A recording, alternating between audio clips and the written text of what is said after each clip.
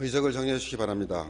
성원이 되었으므로 제188회 시흥시의회 제2차 정례회 제3차 본회의를 개회하겠습니다. 의사일정 제1항 시정질문권을 상정합니다. 오늘 시정질문 답변 순서는 시장, 부시장, 행정지원국장 순으로 하도록 하겠습니다. 진행 방법은 시정부의 일괄 답변만 받도록 하겠습니다. 먼저 윤태학 의원님의 질문인 은행동 공익시설 부지 활용 방안, 보금자리 주택사업지구, 시흥 광명지구 은계지구 내 공장 및 제조업체 이전 대책 방안, 원장희 의원님의 질문인 시흥시 보육정책, 김복현 의원님의 질문인 공무원 공직기강회의, 조은희 의원님의 질문인 군자 신도시 개발의 구체적인 계획과 방안에 대하여 시장님 나오셔서 일괄 답변해 주시기 바랍니다.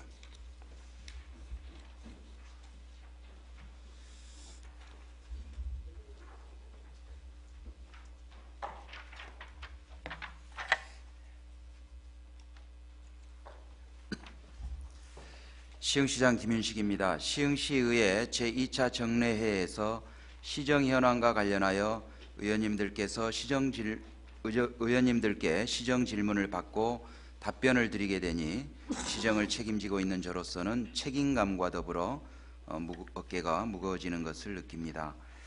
그동안 시흥시의 발전과 42만 시민의 삶의 질 향상을 위해 많은 노고를 아끼지 않으신 장제철 의장님을 비롯한 의원님 여러분께 감사의 말씀을 드리며 지금부터 윤태학 부의장님을 비롯한 네 분의 의원님께서 질문하신 사항에 대하여 차례로 답변 드리겠습니다. 먼저 윤태학 부의장님께서 질문하신 은행동 공익시설 부지 활용 방안에 대하여 답변 드리겠습니다. 지난 174회 정례회의 시 부의장님의 시정 질문 이후 집행부에서는 공익시설 건립을 위한 다각도의 검토와 노력을 하였습니다. 인근 종교부지와의 교환 후 건립 방안을 검토하기도 했고 금년 4월에는 부의장님을 비롯한 지도층 인사들이 참여하여 여러 의견을 나누는 시간을 갖기도 했습니다. 종교부지와의 교환 후 건립은 사업부지가 아파트 단지 안쪽에 위치한 일방통행로에 접하고 있어 접근성이 용이하지 않고 부지 내 경사 등 입지적 조건에서 적합하지 않아 중단하였습니다. 금년 4월 간담회에서 논의되었던 주요 내용으로는 547의 6번지 주변은 은행지구와 연계해서 볼 때 다수의 공익시설이 입지하고 있으나 산업도로 건너편 지역인 구은행권 지역에는 동주민센터 이외에는 공익시설이 없어 형평성 차원에서도 구은행권 지역 내에 문화복지시설 건립 필요성에 공감한 바 있습니다. 그에 따라 현 은행동 주민센터 인접지역에 대체부지를 확보하여 은행동 택지 내 주민과 구도심 지역 주민이 다 함께 이용할 수 있도록 관계기관과 협의 중에 있습니다.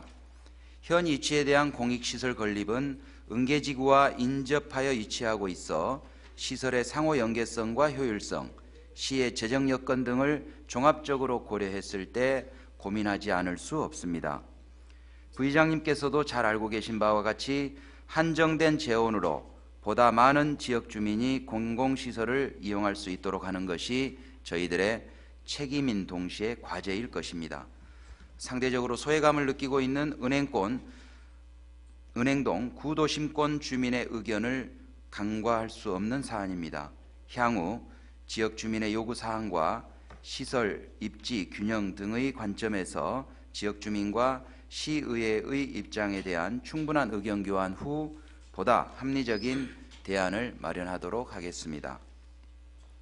다음은 보금자리 주택 사업지구 내 공장과 제조업체 이전 대책에 대해 답변 드리겠습니다.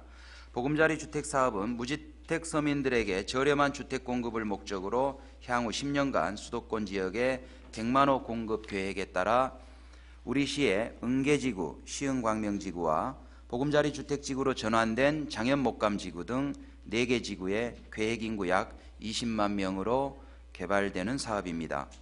보금자리 주택 사업은 부의장님께서 지적하신 바와 같이 주택 공급 위주로 개발 계획이 수립되어 제조업체에 대한 이전 대책이 미흡한 실정입니다. 개발 계획상 자조경지는 은계지구 6.6%, 시흥광명지구 7.3%를 확보하여 아파트형 공장이나 벤처 집적 시설을 유치할 수 있으나 면적이 부족하고 입주 업종도 제한되어 있어 기존 제조업체를 충분히 수용하기에는 어려운 실정입니다. 시는 보금자리 지구 지정 초기부터 이러한 문제점을 중앙정부와 경기도 등에 적극적으로 설명하고 제도 개선에 대하여 정책 건의를 한 바 있습니다.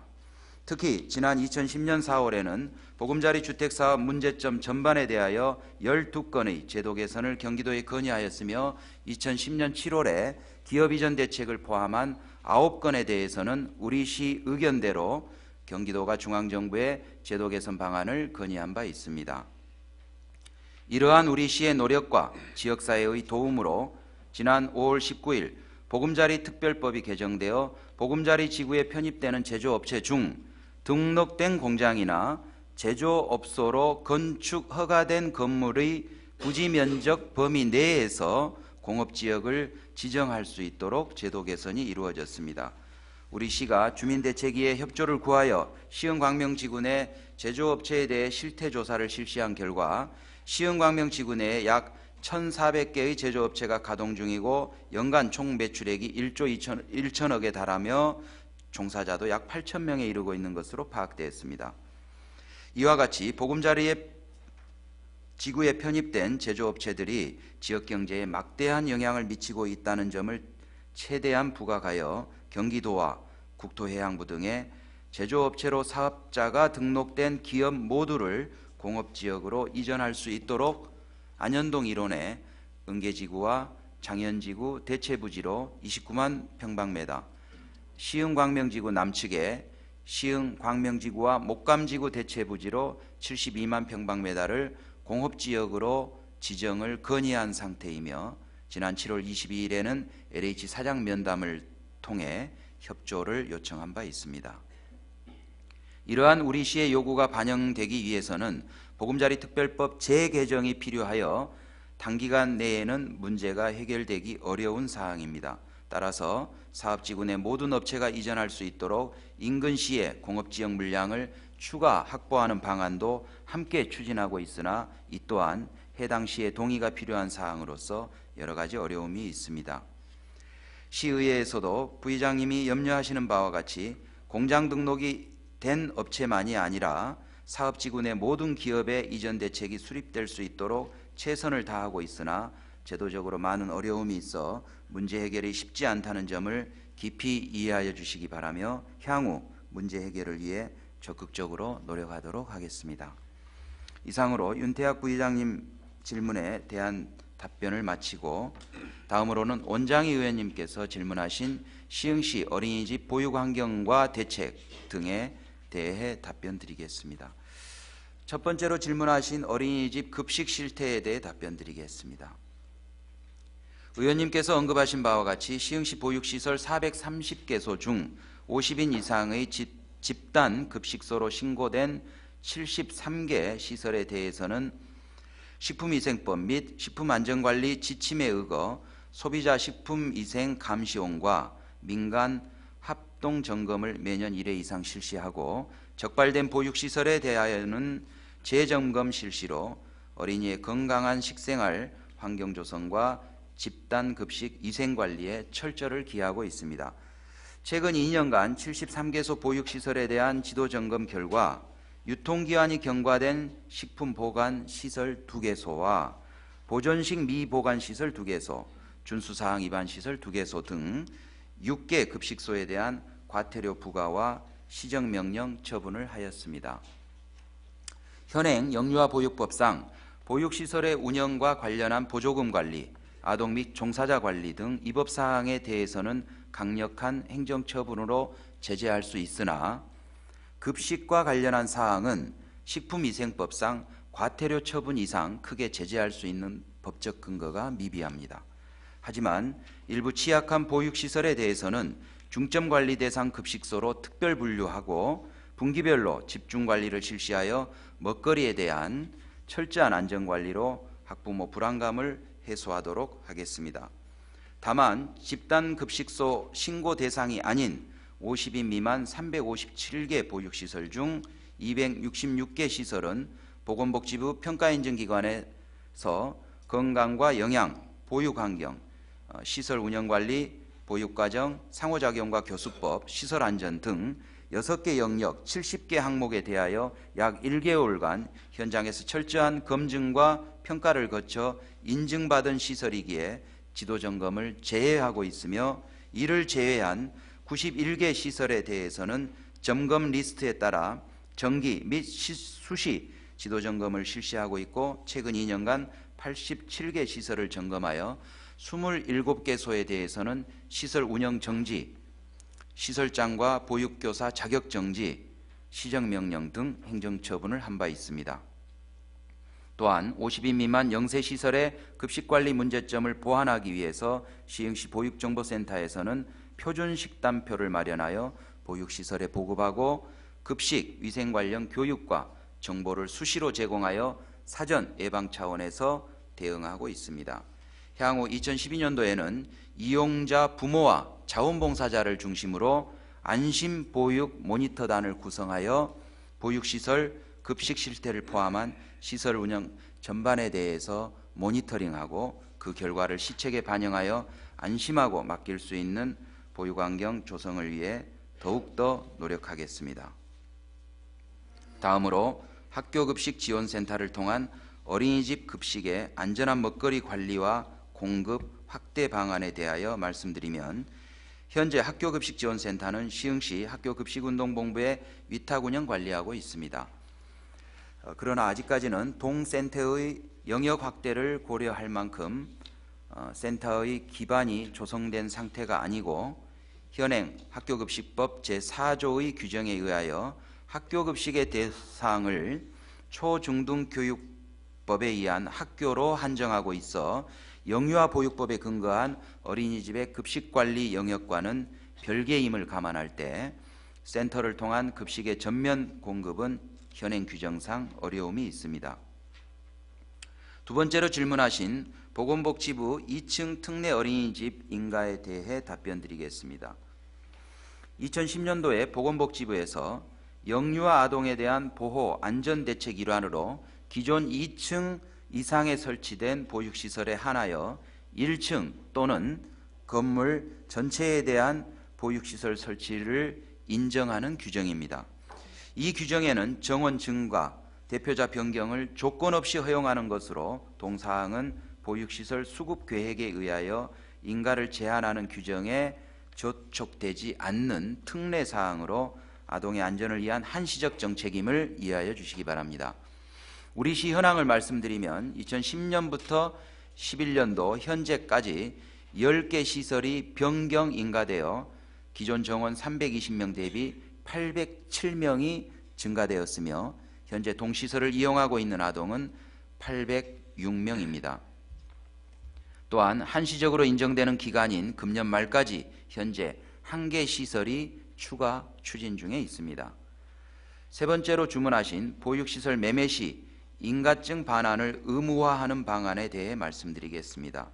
의원님께서 주문하신 보육시설 매매 시 인가증 반환을 의무화하도록 하는 방안은 현행 법령과 규정상 제재하기는 어렵습니다.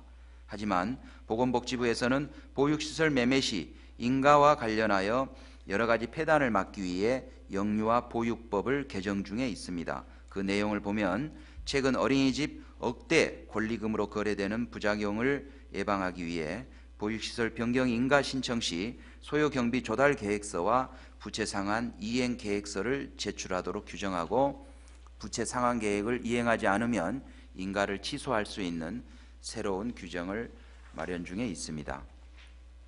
법적으로 이러한 규정이 마련되면 의원님께서 염려하시는 보육시설 매매로 인한 부작용 부분이 다소 해소될 것으로 보여집니다.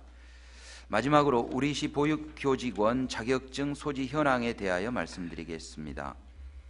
보육시설 수 430개소의 보육종사자 2244명 중 시설장 포함 1급 보육교사가 1,134명으로 총 50.5%의 높은 비중을 차지하고 있으며 2급 보육교사가 879명으로 39.1%, 3급 보육교사가 231명으로 10.2%를 차지하고 있습니다. 시설별 세부 보육교사 자격증 소지 현황은 제출한 서면을 참고해 주시면 고맙겠습니다. 이상으로 원장희 의원님 질문에 대한 답변을 마치고 다음으로 김복연 의원님께서 질문하신 공직기강에 대한 대책과 방안에 대하여 답변 드리겠습니다. 먼저 대형 공사 현장 관련 공무원 금품 수수 비리 사건과 최근 지도단속 부서에 대한 경찰의 압수수색 등 일련의 사건에 대하여 시정의 책임자로서 송구스럽게 생각합니다. 다시는 이러한 일들이 발생하지 않도록 시에서는 다음과 같이 공직기강 확립과 청렴도 제고 방안을 강구하고자 합니다. 우선 대형 공사 현장과 감독 공무원의 유착 비리를 방지하기 위한 방안에 대하여 말씀드리겠습니다.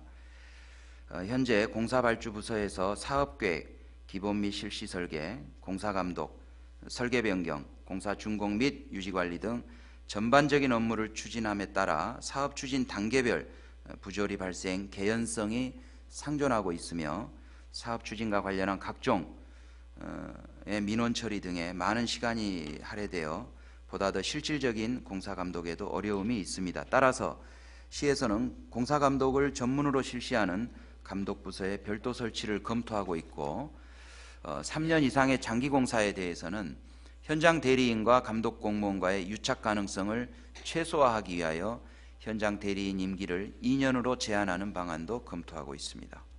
그리고 징계 처분자는 승진과 성과상여급 지급을 제한하는 등 신분상 불이익을 강화하고 금품, 향응 수수, 공금 횡령, 유용 등 주요 비리 사항에 대해서는 관리자에 대한 연대 책임제 도입으로 비리 발생을 일소할 계획입니다.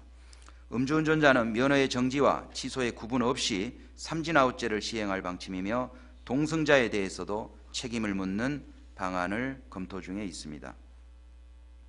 한편 시에서는 청렴하고 깨끗한 공직사회를 만들기 위해 금년 2월에 전 직원을 대상으로 반부패 청렴결의대회를 개최하였고 민원 업무 담당자에 대하여 맞춤형 청렴 교육을 3회에 걸쳐 실시하였으며 공직자들의 조직 역량 강화 교육에 청렴 교육 과정을 배정하여 의무적으로 이수할 수 있도록 하였습니다. 또한 인허가, 취약 분야에 대하여 청렴 모니터링을 실시하였고 인사 분야 청렴도 제고를 위하여 정기 인사 발령 시 설문조사를 2회 실시하여 인사에 반영하기도 하였으며 11월 중에는 전 직원을 대상으로 공직윤리 강화 교육을 계획하고 있습니다. 2012년도에는 더욱더 깨끗한 공직사회를 만들겠다는 각오로 청렴 자가진단 시스템을 도입하여 공직자들의 공무원 행동 강령에 대한 이해력을 향상시키고 인허가와 단속 등 취약 분야에 대한 모니터링을 강화하도록 하겠습니다. 아울러 비공직자에 대한 신고를 활성화하기 위하여 신고 포상금 500만 원을 확보할 계획이며 외부 기관을 통해 청렴 컨설팅을 받는 한편 지속적으로 청렴 교육을 확대하고 청렴 우수부서 및 직원에 대한 포상을 통해 청렴한 공직 풍토를 만들어 가도록 하겠습니다. 다시 한번 우리 시 공직자들의 불미스러운 일로 인하여 시민과 의원님들께 심려를 끼쳐드려 죄송스럽게 생각하며 의원님의 말씀과 같이 석고대죄하는 심정으로 시흥시의 명예를 회복하는 데 최선을 다하도록 하겠습니다. 이상으로 김복연 의원님의 질문에 대한 답변을 마치고 마지막으로 조원희 의원님께서 질문하신 군자 신도시 개발의 구체적인 계획과 방안에 대하여 답변 드리겠습니다. 의원님께서 말씀하신 태백시, 인천시 등의 채무와 우리시 채무는 성격이 많이 다르다고 생각합니다. 특히 우리시 채무는 타 지방자치단체와 같이 스키장, 골프장, 주경기장 등을 짓기 위해 시민의 세금으로 채무를 갚아야 하는 악성 채무가 아니라 의원님들께서도 잘 아시고 계시는 것처럼 정상적인 토지 개발을 통해 상환이 가능한 일시적 투자비적 채무입니다. 또한 군자 신도시를 현재 제곱미터당 공시지가 25만 원으로 한산 시 토지 가격이 약 1조 2,400억 원으로 지방채 3천억 원을 상환할 충분한 여력이 있어 지방 재정 위기를 걱정해야 할 필요는 없습니다. 현재 우리 시는 군자 신도시를 통하여 교육과 의료, 일자리가 보장되는 자족 복합 도시로서의 변화와 성장을 향하여 힘차게 도약하기 위한 출발점에 서 있으며 그 길이 힘들고 어려운 가시밭길이라면 이를 피하기보다는 우리 시의 더 나은 미래와 시민들의 삶의 질 향상을 위해 함께 헤쳐나가야 한다고 생각합니다. 이것이 42만 시민, 시의회, 집행부 등 모두가 원하는 바가 아닌가 생각하며 질문에 답변드리겠습니다. 첫 번째, 차질 없는 지방채 상환 계획과 방안에 대해 답변드리겠습니다. 농협에서 발행한 지방채는 2012년부터 2015년까지 4년간 8회에 걸쳐 균등 상환이 예정되어 있습니다. 2012년도에는 3월과 9월에 각각 250억 원씩 총 500억 원을 상환할 계획입니다. 2012년 지방채 상환 자금은 2011년 10월 31일 현재 공영개발특별회계가 보유한 자금 340억 원과 군자 신도시 시범단지 공모사업 계약금 400억 원, 중도금 400억 원 등 총 1140억 원 이상을 확보하여 충당할 계획으로서 지방채 상환에는 차질이 없을 것으로 판단됩니다. 두 번째, LH 투자금에 대한 이자 지급 여부 등에 대해 답변드리겠습니다. LH 투자금은 군자 신도시 조성원가에 반영된 투자 사업비로서 지방채 상환과 같은 성격의 사업비는 아닙니다. 이미 분양 원가에 반영된 사항으로 투자금 2,600억 원의 이자 및 정산 방법에 대해서는 공동시행 실무협의회를 통해 지속적으로 논의 중에 있습니다. 최근 논의된 내용을 말씀드리면 조성원가에 반영하는 이자 비용에 대해서는 공사채를 기준으로 산정하되 법률과 각종 기준에 타당한 근거를 마련하여 결정하기로 하였고, LH 투자금에 대해서는 공동주택 중 임대주택 용지 등을 공급하는 방안도 함께 검토하겠습니다. 세 번째, 부채 비율을 낮추려고 2012년 예상 규모를 2배 가까이 늘렸다는 의혹에 대해 답변드리겠습니다. 2011년도 공기업 특별회계 예산은 군자 신도시 개발 사업을 본격적으로 추진하기 위한 준비 과정으로 예비비, 인건비 등 일상 경비와 사업계획 수립을 위한 용역비만을 반영한 847억 원의 예상 규모였으나 2012년부터는 본격적인 조성 토지 분양을 시작함으로써 토지 분양 수입 5,349억 원의 세입이 늘어나고 공사 착공으로 각종 부담금, 강역교통 개선 대책, 단지 조성공사 등으로 세출의 확대 수요가 발생되었습니다. 따라서 2012년도 공영개발특별회계의 전체적 예산 규모가 6,216억 원으로 대폭 증액된 상황입니다. 참고로 2008년부터 중기지방재정계획에도 2012년 예산은 1조 2천억 원 이상으로 추계되어 있음을 말씀드립니다. 네 번째, 기금의 차입 동기와 사용처에 대하여 답변드리겠습니다. 지난 2009년도 제2회 추경과 2010년도 일반회계 제1회 추경 예산을 편성하면서 기금을 일반회계로 융자하게 된 동기는 사업부서의 세출 요구액 대비 세입 재원이 부족한 상황에서 진행 중인 사업의 중단을 방지하고 급격히 늘어나는 복지 비용을 충당하고자 1년 거치 3년 균등 분할 상환 조건으로 일반회계로 총 117억 원을 전출하였습니다. 시흥시 통합관리기금 설치 및 운영조례 제5조 제3항에서는 통합관리기금의 여유자금을 활용하여 지역경제 활성화 및 지역주민의 복지 증진을 위한 기반시설에 소요되는 사업에 자금을 융자할 수 있도록 근거를 두고 있어 일반회계로 융자하게 된 것입니다. 융자된 금액을 사용한 사업 분야는 복지 분야인 긴급복지 지원, 한시적 생계구호, 기초노령연금에 58억 2천만 원, 시설 분야인 개수로 학포장공사, 도로유지보수 등에 57억 7천만 원, 주민복지 증진 분야인 주민자치센터 프로그램 운영에 1억 1천만 원을 투입하였습니다. 2009년과 2010년에 융자한 117억 4천만 원은 2011년에 50억 원을 이미 상환하였고 현재 남아있는 융자 잔액은 67억 4천만 원입니다. 남아있는 융자 잔액은 2012년 28억 9천만 원, 2013년 28억 9천만 원, 2014년 9억 6천만 원을 상환하여 일반에게 융자 사업을 완료할 계획입니다. 끝으로 조원희 의원님께서 말씀하신 시민, 시의회와 집행부가 혼연일체된 소통의 필요성에 대해 공감하며 서울대 시흥국제캠퍼스 유치를 실패할 것이라는 생각은 한 번도 해보지 않았습니다. 시민이 원하고 있고 시의회와 집행부에서 함께 협조하고 노력한다면 서울대 시흥국제캠퍼스는 당연히 우리 시에 유치될 것으로 확신하고 있습니다. 그 누구도 밤을 맞이하지 않고는 별을 바라볼 수 없습니다. 그 누구도 밤을 지나지 않고는 새벽에 다다를 수 없는 것처럼 우리 시의 밝은 미래를 위해서 모두 함께 해주셨으면 합니다. 조원희 의원님께서 군자 신도시에 보여주신 관심과 애정에 감사드립니다. 이상으로 윤태학 부의장님을 비롯한 네 분의 의원님의 시정 질문에 대한 답변을 모두 마치겠습니다. 감사합니다.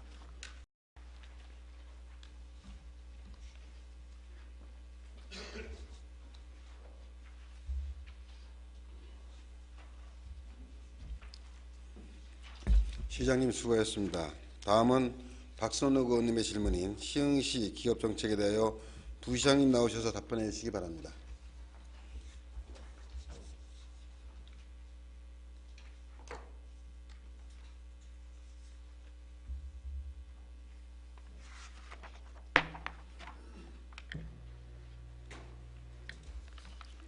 부시장 김기태입니다. 항상 42만 시민의 행복과 시정 발전을 위하여 노고가 많으신 장제철 의장님을 비롯한 시의원 여러분께 깊은 감사를 드리며 박선옥 의원님께서 질문하신 시흥시 기업정책에 대하여 답변 드리도록 하겠습니다. 첫 번째로 시흥시 지역경제의 근간을 이루고 있는 기업지원 예산이 점차 감소하고 있는 것 아니냐는 말씀에 답변 드리겠습니다. 의원님께서 언급하신 바와 같이 우리 시는 시흥 스마트허브라는 국내 최대 규모의 국가산업단지에 중소기업이 집적해 있으며 국가 산업발전과 지역경제 및 일자리 창출에 많은 역할을 담당하고 있습니다. 그간 시에서는 이들 중소기업의 자금, 기술, 판로, 애로해소 등 중소기업 발전을 위한 시책을 추진하고 있으며 최근에 3년간의 지원 예산을 살펴보면 2009년에 약 48억 5천만 원, 2010년에는 약 47억 1천만 원으로 약간 줄어든 적이 있으나 2011년에 62억 2천만 원, 그리고 2012년 세출 예산안은 66억 6천만 원을 반영하여 점차 증액되고 있는 상황입니다. 다만 예산 지원 내용에 있어 기업 환경에 맞게 규모를 조정하고 있으며 특히 중소기업의 기술 및 R&D 지원 인프라 구축을 위해 많은 예산을 투입 운영하고 있습니다. 두 번째로 앞으로의 시흥시 기업 발전을 위한 전략 및 대책에 대하여 답변 드리겠습니다. 시흥 스마트허브는 1986년 조성된 국가산업단지로 입주업체의 96%가 영세하여 기술과 R&D 투자 여력이 부족한 실정입니다. 이와 관련하여 시는 기업 발전을 위한 전략과 대책으로 영세 기업에 대한 기술과 R&D 지원에 중점을 두고 있으며 QWL 밸리 사업과 병행하여 행정력을 집중하고 있습니다. 먼저 현재 건립 중인 시와 복합 비즈니스 센터를 2012년 7월경에 완공하여 열악한 중소기업의 경영, 기술, R&D 판로 등 완루프 지원 서비스를 제공하고 한국생산기술연구원 시화종업지원센터를 유치하여 6대 뿌리산업에 대한 고급 기술을 제공토록 할 계획입니다. 또한 관내 지원기관과 대학과의 공동사업을 통하여 인력과 기술 지원은 물론 산업 재산권을 획득할 수 있도록 지원하고 해외 시장 개척을 위한 수출 상담에도 지속적으로 추진하겠습니다. 시의 미래전략산업을 발굴하고 육성을 전담할 시흥 산업진흥원을 설립하여 전문적이고 체계적인 기업 지원을 통해 강소기업 육성에 최선을 다하겠습니다. 세 번째로 시흥 스마트허브에 밀집된 자동차 업종의 경기 침체에 대한 우려가 확산되고 있다고 걱정하시면서 이에 대한 대책을 물으셨습니다. 답변 드리도록 하겠습니다. 시흥 스마트허브 내에는 자동차 관련 256개 업체를 포함 직간접 기업체가 약 1200개사가 입주하고 있습니다. 최근의 경기 전망은 건설, 철강, 섬유 등 타 업종에 비해 양호한 것으로 조사되고 있으나 앞으로의 경제 전망은 낙관할 수 없는 실정입니다. 따라서 자동차 관련 업종의 경쟁력 제고와 활성화를 위해 시와 복합 비즈니스센터 내에 자동차 부품 연구원의 유치를 적극 추진하고 있습니다. 특히 차량 한 대 생산 시 6대 뿌리 산업이 차지하는 비중이 부품 기준 90%, 무게 기준 86%를 차지하므로 한국생산기술연구원 시와 종합기술지원센터 건립을 통한 R&D 지원을 강화해 나갈 계획입니다. 네 번째로 2009년에 수립된 중장기 산업발전전략 연구보고서에서 제시한 5대 전략산업에 대하여 그동안 시의 역할과 앞으로의 발전 전략에 대하여 답변 드리겠습니다. 국내외 산업구조의 변화에 대응하고 신기술 개발에 따른 시대적 흐름에 능동적으로 대처하기 위하여 2009년도 중장기 산업발전 전략을 수립하여 자동차 부품, IT 부품, 의료산업, 정밀기계, 신재생에너지 산업 등 5개 업종을 시전략산업으로 선정하였습니다. 이에 대한 단기적 추진사항으로 한국생산기술연구원 및 자동차부품연구원 등 R&D 연구기관 유치와 자동차 부품, IT 부품, 정밀기계 분야에 대한 산학연 비즈네비 클러스터 공동개발 사업을 추진하고 있으며 금년도에는 9개사를 선정하여 제품 개발 비용과 전문 기술 지도를 병행 지원하였고 사업 종료 후에는 3년간 경기도 지원 사업의 인센티브 부여와 사후 관리를 해나갈 계획입니다. 아울러 장기적으로는 2013년부터 시행되는 시흥 스마트허브 구조 고도화 본사업의 5대 전략 업종이 업종 재편 계획에 반영되도록 한국산업단지공단과 지속적으로 협의를 해나가고 조성 중인 시와 MTB, 군자 신도시, 매화 산업단지의 첨단 전략산업이 유치될 수 있도록 추진해 나가겠습니다.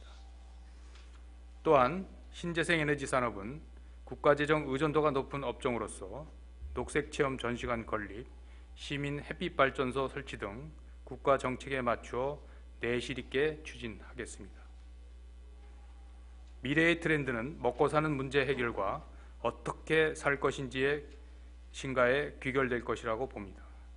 우리 시가 경쟁력을 갖춘 21세기 서해안 비즈니스 허브 도시로 자리 잡기 위해서는 우리 시만의 장기적이고 독자적인 산업 전략이 필요함에 따라 적극적이고 능동적인 자세로 산업발전 전략을 추진해 나가겠습니다.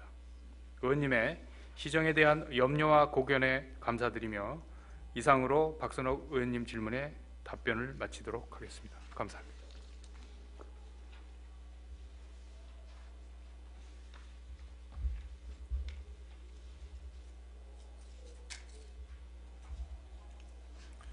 부시장님 수고하셨습니다. 다음은 김복현 의원님의 질문인 행정기구 재조정을 통한 인력 재배치 문제에 대하여 행정지원국장 나오셔서 답변 주시기 바랍니다.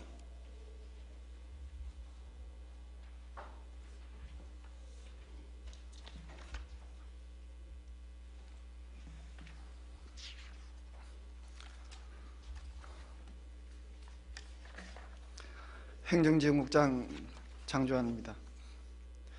김복연 의원님께서 행정기구 재조정을 통한 인력 재배치 문제에 대해서 물으셨습니다.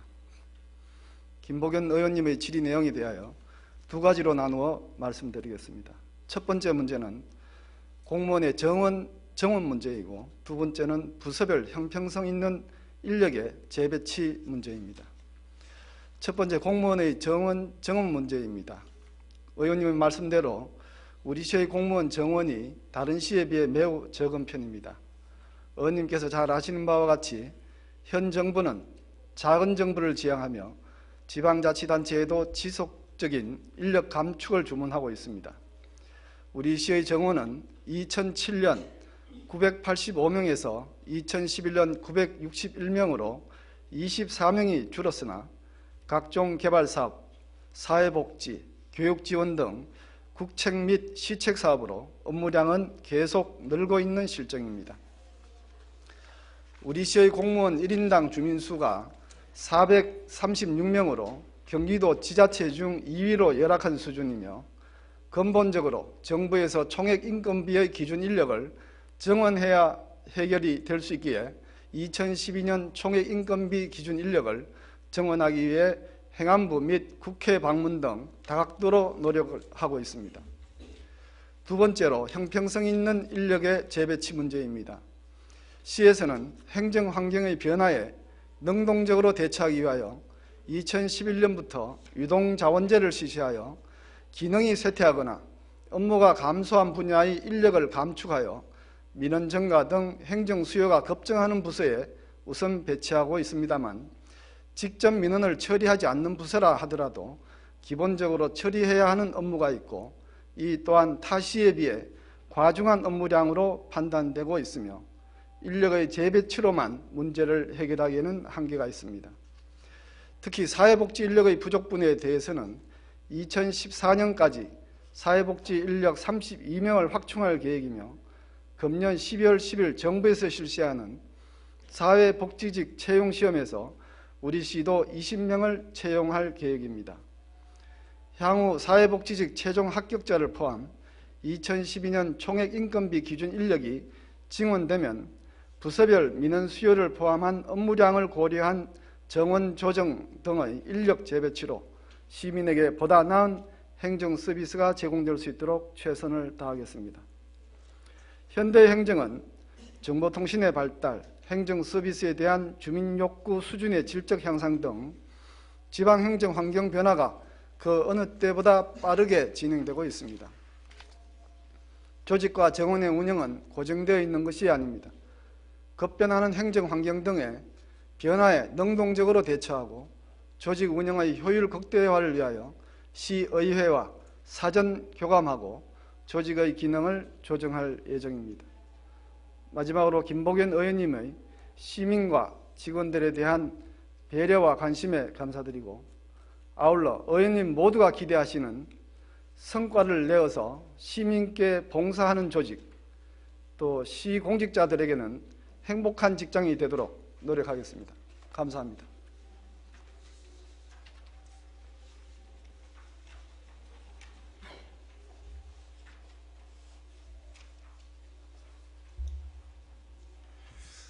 행정정국장 수고했습니다. 아울러 서면 질문하여 주신 문정복 의원님의 대야 신청 및 은행 재정비 촉구지구 촉진지구 뉴타운 사업 해제 이후 대책, 이성덕 의원님의 공직자 대민 서비스 자세, 이기훈 의원님의 훼손된 소래산의 관리를 위한 조례제정과 향후 관리 방안, 효문화공원의 추진 현황과 향후 계획 등의 답변서는 회의록에 등재하도록 하겠습니다.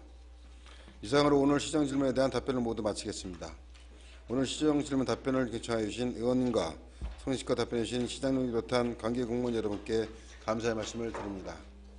이상으로 제188회 시흥시의 제2차 정례회 제3차 본회의를 모두 마치고 4차 본회의는 2011년 11월 28일 오전 10시에 개의하도록 하겠습니다.